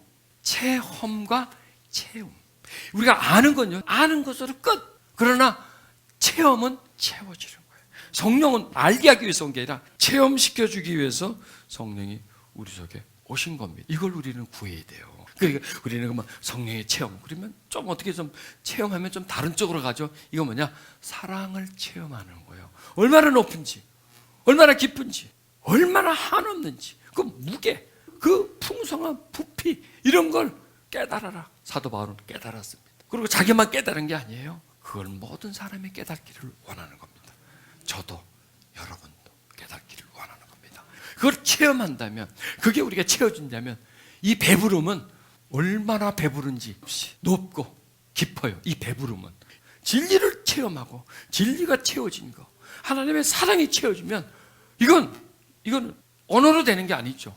이건 단순히 하나의 상식이 아니고, 단순히 어떤 상태가 아니라, 이거는 어마어마한 거죠. 한마디로 말해서 놀라운 거죠. 놀라운 거. 모든 걸 다 가진 거죠. 세상 모든 걸 가진 것보다도 더 많이 가진 거예요. 이거는요. 세상의 모든 걸 아는 것보다 더 많이 아는 거예요. 이거는 아주 초월이에요. 아주 높은 어떤 영적 경지라는 겁니다. 그것이 신령하다는 게 아니라 하나님의 사랑이 얼마나 깊은지, 얼마나 높은지, 얼마나 넓은지, 얼마나 풍요로운지, 그걸 알라 이거예요. 그런데 이게 우리가 알 수 있나요? 못해요. 누군가가 도와주셔야 돼요. 누군가가 깨닫게 해주셔야 돼요. 누군가가 체험시켜 주셔야 돼요. 그분이 누구시냐? 성령이시라는 겁니다. 여러분, 얼마나 성령님이, 사도 바울은 성령님을 깊게 이해를 하고 그 성령님에 대한 충만한 묘사를 우리에게 해주는 겁니다. 여러분 보십시오. 만약에 이 사도 바울이 이 성령님에 대해서 설명해 주지 않았다면, 우리에게서 성령님은 그냥 먼 나라에 계신 분이에요. 다른 세계에 있는 분이에요. 어떤 특별한 사람들에게 있는 분이에요. 그 다음에 어떤 은사나 능력으로나 그런 상황에서만 성령님이 이해되는 거예요. 예를 들어서 사도행전에 나온 성령님, 그 기록만 딱 남아있다면, 이야, 이랬네, 와, 저랬네, 이런 일을 하네, 저런 일을 하네, 그걸 보고 우리는 많이 놀랄 것 아니겠습니까? 야, 이랬네, 신기하네. 그러면 뭐예요? 끝. 그게 끝이에요. 아, 그랬었었네, 옛날에 그랬었었네, 아, 이렇게 하셨네. 표현되는 거, 어떤 표적적인 거, 그것만 알고, 그것만 그래서 성령님 하면 전부 다 그래요. 막 그냥 불처럼 바람처럼 오고 막 그냥 막 술 취한 것처럼 이렇게 하고, 그것만 성령님의 역할을 그것만 알게 됩니다. 그래서 사도 바울은 전혀 다른 쪽을, 깊은 쪽으로, 그러니까 사도행전에 나온 성령 역사는 이렇게 표적적이라면, 체험도 어떤 현상적이라면, 지금 이 말씀은 뭔가요? 정반대로 성령님을 놓고 외부적인 것과 사도 바울은 성령님과 내부적인 걸 설명해 주는 겁니다. 깊게 들어가는 거죠. 말씀이 깊이 들어가면서 깊이만 들어가면 협소할 텐데 외골수적이 될 텐데 아니에요. 깊이 들어가면서 풍성하게 아까 그래서 내가 그런 그림을 그렸잖아요. 하나님의 푸신 영광, 풍성함이 점점 좁혀져서 가지고 어느 정점이 될 때 사람이 탁 되신 거예요. 그러니까 그 정점을 아는 거죠. 팍 퍼져 있을 때는 이거는 추상적이에요. 그러나 정점이 딱 됐을 때 점이 생기잖아요. 그때는 사람 눈에 보이는 거예요. 그게 누구냐? 예수 그리스도예요. 정점이 되셨어요. 그 정점이 사라져 버렸어요. 근데 사라져서 사라진 게 아니라 우리 속으로 들어오면서 안 보여지시는 거예요. 이제 더 이상 예수 그리스도가 우리 눈에 보이지지 않아요. 2000년 전에는 보이시었지만 점이 되셔서 정점이 되셔서 보여주셨지만 어느 순간 정점이 사라져 버렸어요. 근데 사라진 게 아니고 우리 속으로 들어와 버린 거예요. 이 속으로 들어와 버린 거예요. 저와 여러분 속에 그 정점이 쏙 들어와 버린 거예요. 씨앗이 되어서 우리 싹 들어와 버린 거예요.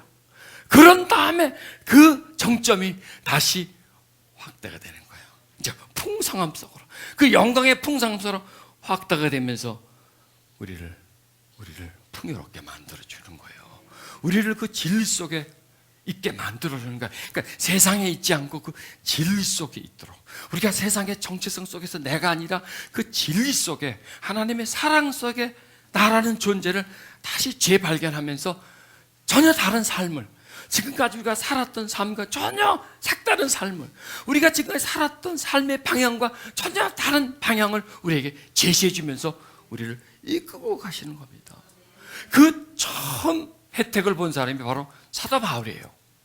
그리고 사도 바울은 모든 사람들이 자기처럼 되기를 원해요. 모든 그리스도인들이 자기처럼 되기를 원하는 그 바울의 열망이 저 속에 있는 거예요. 저렇게 기도하는 거, 저렇게 간구하는 거, 저렇게 목말라하는 게 그 시대에 있는 분들만이 아니에요. 그 시대 이후로부터 모든 민족, 모든 문화권, 모든 세대 속에 사는 우리까지 저 기도 속에 다 포함된 거예요. 그래서 저 바울의 기도가 저에게서, 여러분에서 응답되도록 해야 돼요. 2000년이 지나도 저 기도는 진행되는 거예요. 계속 진행되는 겁니다. 그리고 저 기도가 우리들 속에서 응답되어지고 저 기도가 열매 맺어지도록 우리는 기도해야 돼요. 저분이 그렇게 기도했기 때문에 우리도 그 기도대로 되기를 우리도 기도해야 돼요. 저분이 기도한 게 아니라 갈망한 거예요.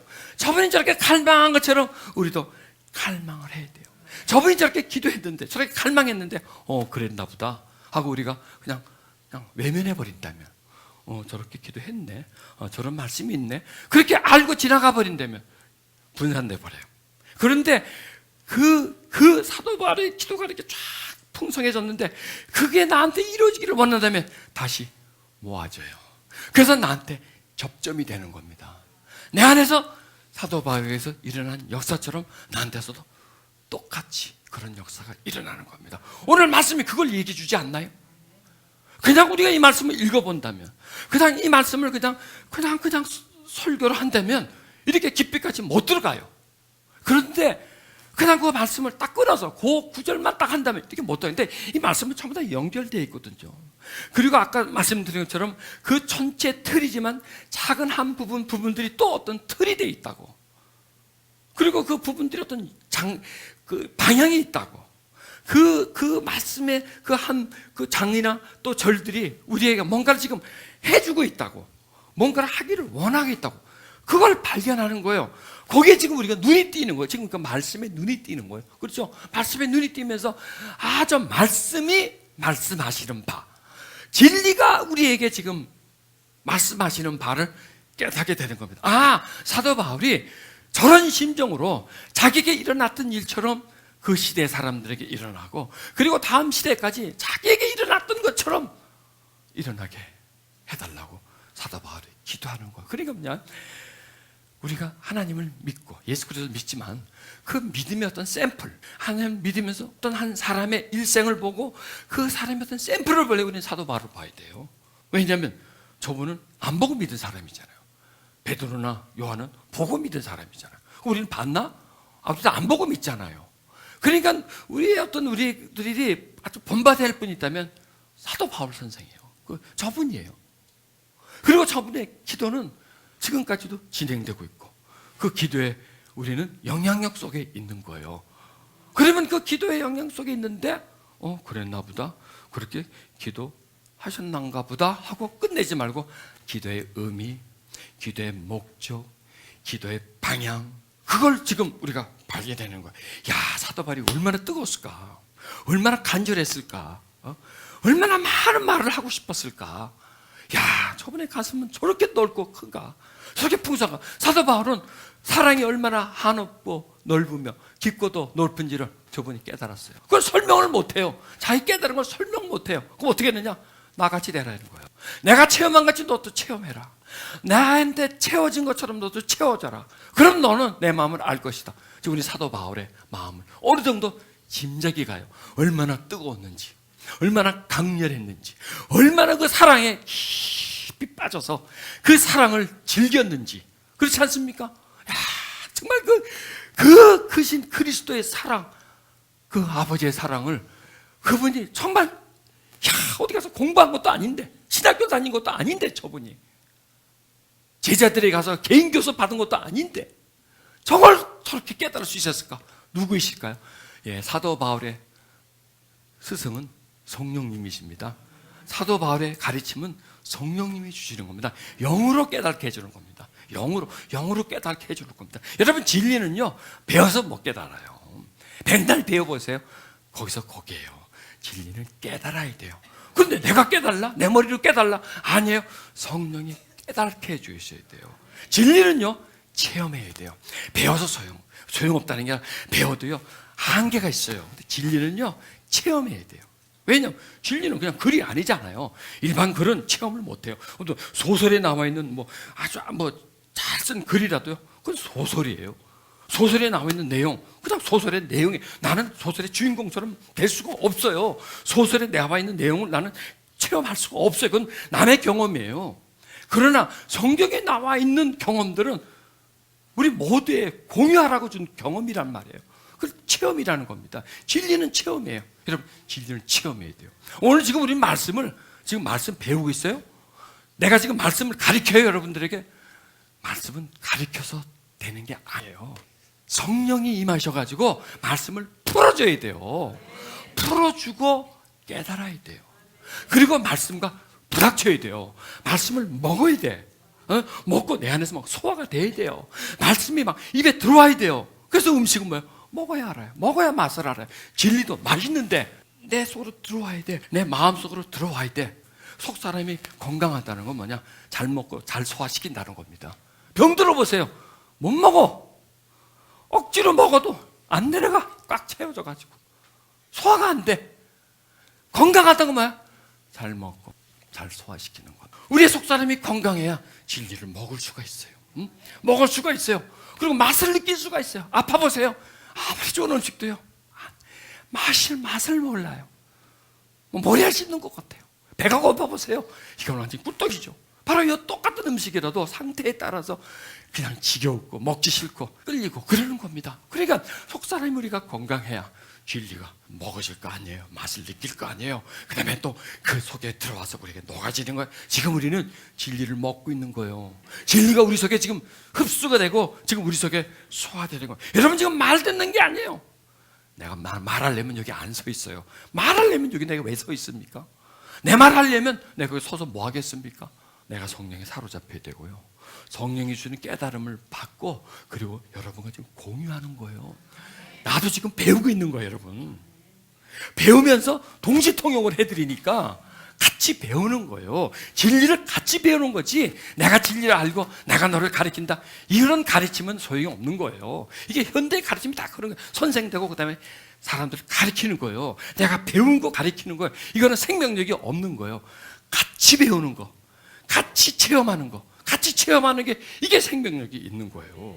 그 순간에 하나님이 주신 은혜를 가지고 나도 먹으면서 너도 먹으면서 같이 깨달으면서 우리 같이 그 진리 속에 우리가 파묻혀 있다는 것, 같이 한다는 것, 같이 배운다는 것, 이거는 겁니다. 그래서 그 사랑을 체험하여 하나님의 충만함이 여러분의 마음속에 채워지기를 사도 바울은 갈망합니다. 그가 갈망한다면 우리도 나도 그렇게 되기를 갈망합니다. 나도 그렇게 되기를 갈망합니다. 그냥 그 사랑이 나한테 채워져서 그 사랑이 얼마나 깊고 높은지, 얼마나 넓고 큰지 나도 그거를 깨닫기를 원합니다. 체험하기를 원합니다. 여러분, 그게 우리 속에서 이루어진다면 사도 바울처럼 모든 게 무의미해지는 거예요. 눈이 띄는 거예요. 삶이 달라지는 거예요. 생각이 달라지는 거예요. 삶의 방향이 달라지는 거예요. 여러분, 이런 일이 일어나면 큰일 날까요? 그렇죠. 큰일이 나죠. 큰일이 나죠. 이런 일이 일어나면 우리는 어떨까요? 불안할까요? 진리를 깨달음이 바로 행복이구나. 그리고 그 체험하고 그것이 우리 마음속에 채워지는 것이 바로 행복이구나. 아, 행복은 진리 속에 있는 거구나. 진리를 터득하는 것이 행복이구나. 진리를 체험하는 것이 행복이구나. 내 속에 진리가 많이 있는 것이 그게 행복이구나. 좋은 옷을 입고 좋은 집에 살고 그게 행복이 아니구나. 그거는 오히려 우리 행복을 방해하는구나. 왜냐하면 우리는 하나님의 자녀인데, 하나님의 자녀는 행복을 하나님 속에서 우리 누려야 됩니다. 우리는 다른 곳으로 가 있는구나. 그러면서 이 말씀이 생각납니다. 우리 이 말씀을 같이 읽겠습니다. 누가 우리를 잠깐 좀 서서히 읽으세요. 뭐 급해. 좀 서서히 읽으면서 이 말씀을 이렇게 우리 속으로 이렇게 흡수를 해보자고요. 누가 우리를 그리스도의 사랑에서 끊을 수 있겠습니까? 조금 쉬세요. 누가 잠깐만 쉬세요. 자, 읽습니다. 환난입니까? 환난도 사랑을 묻고 있습니다. 공고함, 고민, 두려움 아니에요. 박해입니까? 굶주림입니까? 헐벗음입니까? 위협입니까? 또는 칼입니까? 어떤 것도 무시한 거예요. 막 그냥 핍박이 와. 그래도 그리스도의 사랑에서 우리를 끊을 수가 없다라는 겁니다. 왜냐하면 나를 사랑하시는 분이 이런 협박을 받았잖아요. 이런 고통을 받았잖아요. 그런데 그분은 그런 고통을 받으면서도 우리를 사랑해 줬잖아요. 그래서 못 끊는다는 거예요. 그분이 우리를 사랑하는 사랑은 어떤 것도 끊을 수가 없다.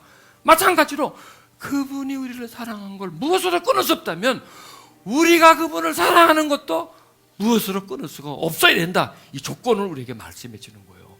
그래서 그리스도가 우리를 사랑하는 것을 끊을 수가 없었던 것처럼 우리가 그리스도를 사랑하는 것에 있어서도 환난이나 공고나 박해나 굶주림이나 헐벗음이나 위협이나 또는 칼이나 이것도 사랑을 끊을 수가 없다. 이걸 시인하면서 읽어야 되는 거예요. 그리고 또 말씀합니다. 성경에 기록된 바 우리는 종일 주님을 위하여 죽임을 당합니다. 우리는 도살을 당할 양과 같이 여김을 받았습니다. 한 것과 같습니다.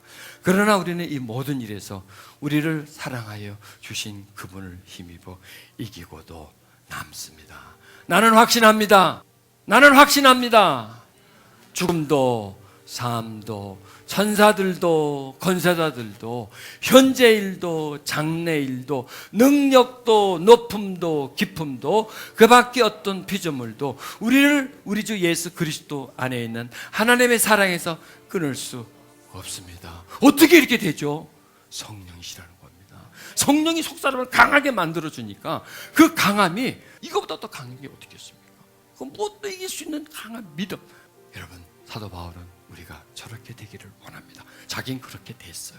그렇게 되고 그 다음에 우리 모두가 저렇게 되기를 사도 바울은 갈망하는 거예요. 감옥에 있으면서 그렇게 되기를 원하는 거예요. 그렇게 되기를 원하는 저 사도 바울의 갈망. 저 갈망의 뒤편에는 하나님의 갈망. 사도 바울은 하나님의 갈망을 다시 언어로 우리에게 그 갈망을 표현해 주면서 그 갈망이 이루어지기를 지금 이 시대에 나한테서 여러분 한 분 한 분에게서 저렇게 사랑해서 끊을 수 없는 그런 강력한 믿음의 사람으로 되기를 그분은 원합니다. 아멘. 우리 다 같이 기도하십시다. 하나님, 저 사도 바울의 갈망, 저 사도 바울의 목마름, 저 사도 바울의 부르짖음, 저런 내용들이 하나님 나에게도 이루어지게 주시옵소서. 하나님 그렇게 우리에게 이루어지게 주시기를 주님 간절히 기도합니다. 우리 다 같이 통소로 기도하시겠습니다. 회개하면서 기도하겠습니다. 간절히 우리는 기도하겠습니다. 사도 바울의 간절함을 우리 마음속에 가져와서 우리도 저렇게 간절하게 우리는 기도해야 됩니다. 우리 지금까지 뭘 갈망했나요? 뭘 원했나요? 뭘 위해서 살았나요? 무엇이 목적이었나요? 어떤 정체성을 가지고 어떤 성공을 원했나요? 무엇이 되기를 원했나요? 무엇을 바라봤나요? 무엇을 쫓아갔나요? 무엇이 행복이라고 생각했나요? 무엇이 즐기라고 생각했나요? 그리고 어떤 사람이 되기를 원했나요? 무엇이 되기를 원했나요?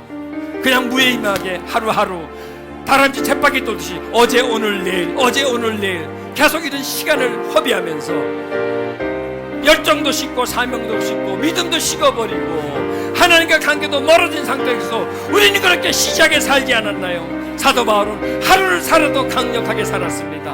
믿음으로 살았습니다. 우리는 목말라 해야 됩니다. 하나님 저런 목마름이 우리 속에 있게 해주셔서 저런 진리에 대한 깨달음이 우리 속에 있게 해주시고 하나님에 대한 갈망이 우리 속에 있게 해주시옵소서. 성령이시여 나의 연약함을 도와주시고 내 속에 병든 마음을 고쳐주시고 하나님 회복의 은총을 허락해 주시옵소서.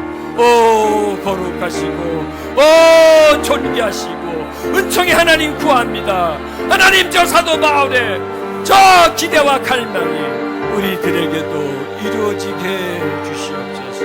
내 영혼 속에서도 일어나게 해주시고 나도 저렇게 바뀌어지게 주시옵소서. 성령님 내 속사람을 강건하게 해주시고 성령님 안에서 내가 살아가도록 주여 인도해 주소서.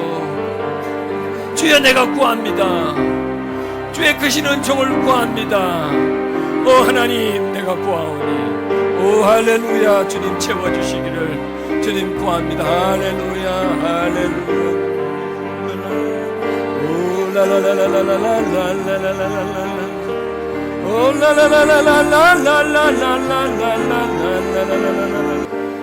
내 삶 가득 주님으로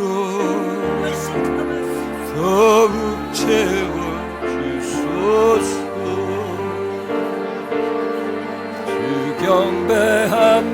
경배합니다. 내 마음을 다해 주 경배합니다. 내 뜻을 다해 주 경배합니다. 내 마음을 다해 나의 주 나의 주님. 주님 사모합니다. 우리의 마음이 회복되기를 우리들이 강건해지기를 은혜에 강건해지기를 하나님의 위로와 사랑에 강건해지기를 주님 구합니다. 그 은혜와 사랑이 우리 속에 똑똑 강건해져서 그 엄청나고 깊고 풍성한 사랑을 알아 그 사랑을 힘입어 그 사랑으로 살기를 주님 구합니다. 주님의 사랑을 내 마음에 더욱더 부어주시고 주님의 사랑을 내 영혼에 더욱더 채워주소서. 하나님 채워주소서. 하나님 채워주소서. 하나님 채워주소서. 하나님 채워주소서. 하나님 부어주소서. 하나님 부어주소서. 하나님 부어주소서. 그런 사랑의 목마름이 진리에 대한 배고픔이 있게 해주시옵소서. 더욱더 주님께 다가감이 주님을 알아감이 주님과 친밀해짐이 우리에게 이루어지게 해주시옵소서. 사랑 안에서 나를 발견하고 그 은혜를 발견하는 복된 삶을 살게 해주시옵소서.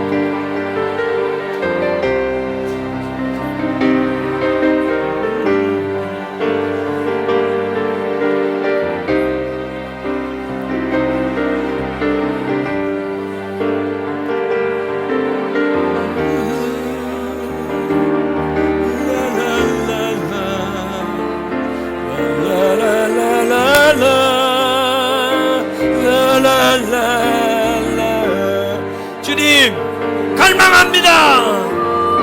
그 사랑 알기를, 그 사랑에 다가가기를, 진리를 체험하며 그 사랑이 내게 채워지기를, 그 사랑 때문에 내가 숨쉬며 살아가기를. 오 주님, 주님 당신에 구합니다.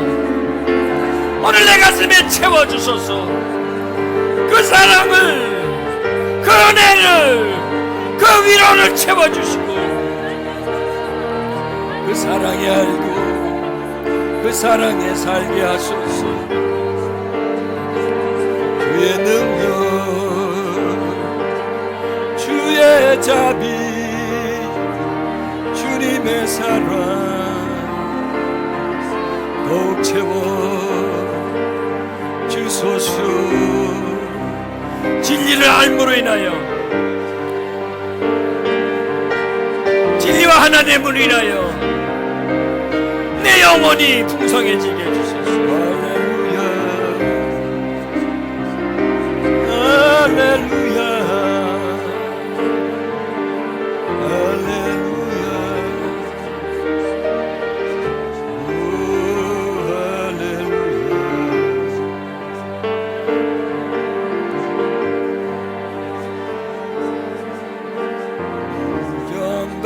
경배합니다. 내 마음을 다해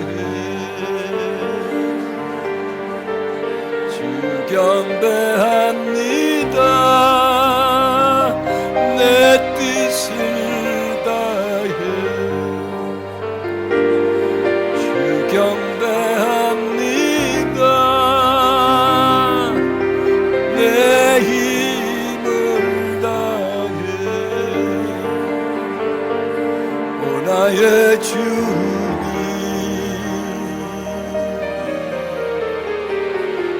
나의 주님. 두 손을 가슴에 얹으세요. 사랑을 체험하게 하소서. 사랑을 채워지게 해주소서. 그 넓고 풍성한 사랑, 더 크고 놀라운 사랑, 끊을 수 없는 사랑, 그 사랑을 나도 하게 해주시옵소서. 주님이 나를 사랑하는 것처럼 그 사랑도 나도 하게 해주시옵소서. 바울이 했던 그 사랑처럼 나도 하나님을 사랑하게 해주시옵소서. 나도 그 사랑에 목마르며 배고파하게 해주소서. 그 사랑을 갈망하며 그 사랑 안으로 다가게 해주소서. 할렐루야.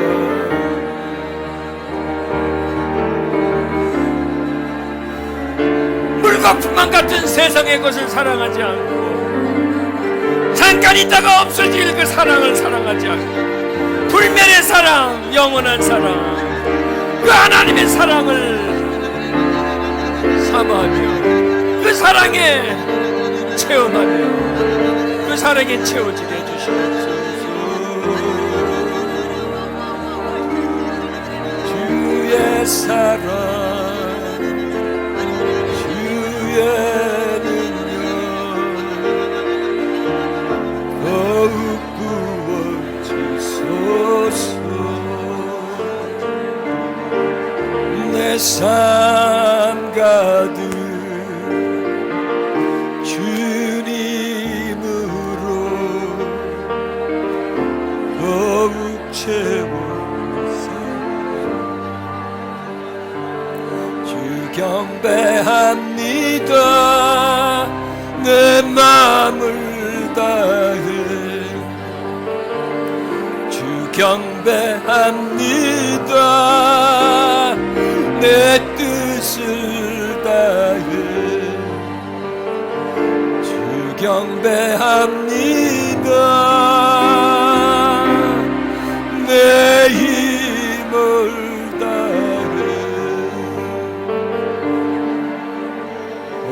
나의 주님, 나의 주님,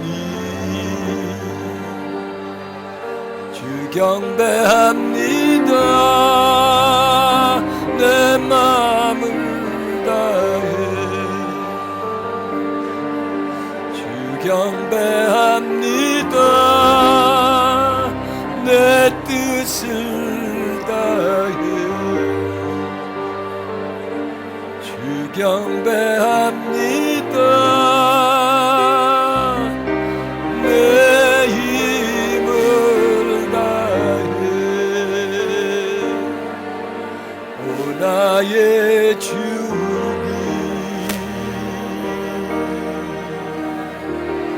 나의 주님,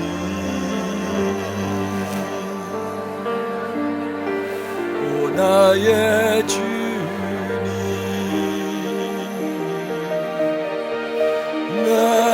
나의 주님,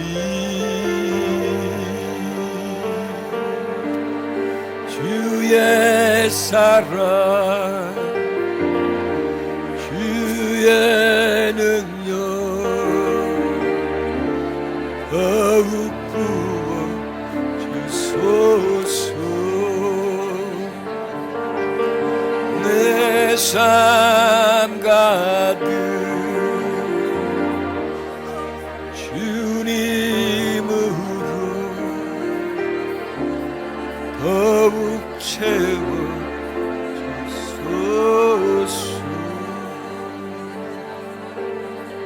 주 경배합니다. 내 마음을 다해 주 경배합니다. 내 뜻을 다해 주 경배합니다. 내 힘을 다해 오 나의 주